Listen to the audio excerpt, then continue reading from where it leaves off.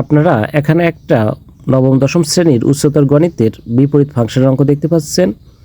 f(x) = 3/x-1, x ≠ 1। সমাধান ধরি y = f(x) = 3x-1। এখানে তিনটাই সমান আছে। এখন f(x) = y, যেহেতু তিনটা সমান সেই কারণে f(x) = y লেখা যায়।